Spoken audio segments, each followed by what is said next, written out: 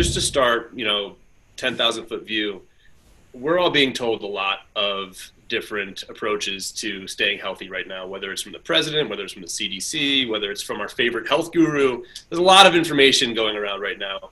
How on earth do we navigate this as lay people? How do we figure out what we should be doing to stay healthy and stay sane? Well, Mark Twain said that the problem with common sense is it's not too common. And I think if we all slow down and follow common sense, we're going to be okay. The things that actually we know already, clearly from science, that support our health and our immune system are now more important than ever, right? I mean, aside from the social distancing and hand washing and the masks, how do you actually make yourself more resilient? How do you support your immune system to be able to fight COVID-19? Because, 97% of the people who die are sick. They're either obese, overweight, or they have a chronic disease that's related to being older, which is usually associated with poor metabolic health, which is basically like being obese. So it's called being over fat. So if your metabolic health is poor, you are a sitting duck for the coronavirus. It will attack you, and you basically will lead to a more catastrophic result, more serious illness. In fact, people who are overweight or who are obese or have chronic diseases are basically pre-inflamed. So their immune system is already jacked up. Belly fat is an inflammation factory. And that's 88% of America. Okay, so we're kind of in a bad situation. That's why we're seeing, so many people dying and so many people in hospitals. And I think the key here is to how do you create a healthy immune system? And it's simple. It's eating a whole foods, plant-rich diet. And there's a lot of tweaks on there about how to do that. And I've written an entire blog about how do you build a resilient immune system. You can find it at drhyman.com/C19 about which foods to eat to help and so forth, which spices to use. But essentially it's cutting out the crap, processed food, comfort foods. And I've seen people, putting on the COVID-19, right? I mean, these are people who are just eating to comfort themselves in a time of stress. And it's the worst possible time to do that. So it's time to double down on your health in terms of nutrition. And that's really, really critical, important. And sugar and starch are immune destroyers. People who are overweight shed virus longer, their immune systems are suppressed, they're more likely to be sicker and ending up in the hospital, in the ICU, and have respiratory failure. And they also are not as effectively responding to vaccines.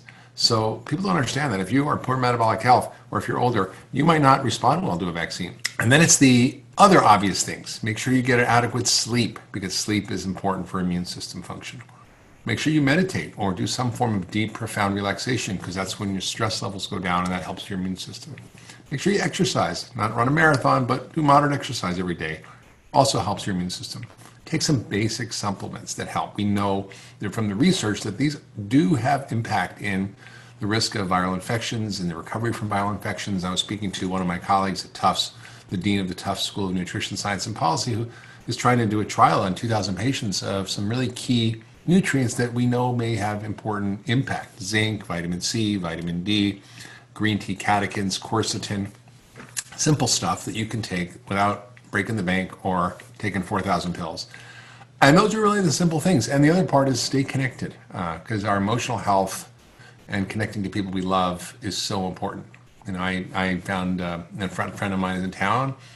We stayed 6 feet apart. We had masks on, and we went for a hike. And we called another friend I hadn't seen since this all started, and we just had the greatest time being out in the woods and sharing time together. Now, there's lots of people who say, well, don't do that, but I think even by Zoom or other FaceTime technologies, we can actually start to connect with each other more. So I think all those principles are really critical if we're going to understand what to do. And then, of course, there's all the nonsense about this drug and that drug, and should you inject disinfectant into your blood, or should you, get a vaccine?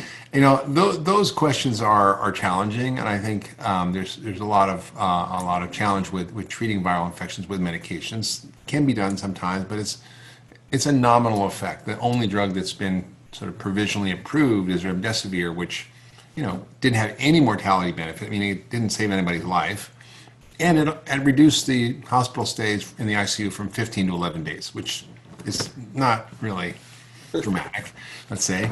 And so we really need to be focusing on what we can do for our own health. And of course, then there's the issues around testing and the issues around social distancing and the issues around when we were open. And the fact is that we just don't know. This is a moving target and it's changing constantly. I spoke to a researcher in Italy who was a little bit ahead of us in this curve. And he was saying things that were just shocking to me. Like a lot of patients who have COVID-19, but their tests are all negative and they're very, very sick, but they can't find the virus. So they present exactly the same way, exactly the same symptoms.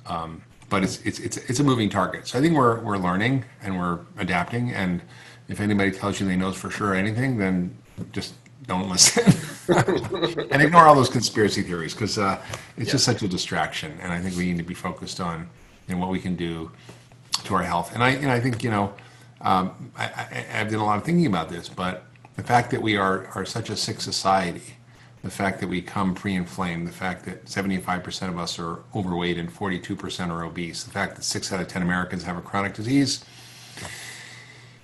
that's mostly caused by bad food. In a sense, the reason we're shut down, the reason we can't be at work, the reason our economy has lost trillions of dollars, the reason our world is sort of falling apart in some ways is because of our food and our food system. And if we all had a great diet, this would be, a nominal infection that would be more or less like the flu.